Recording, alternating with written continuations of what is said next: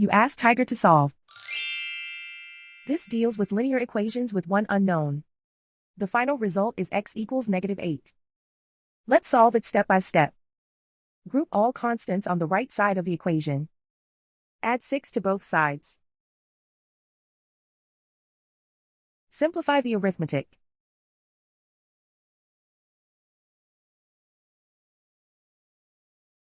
Isolate the x.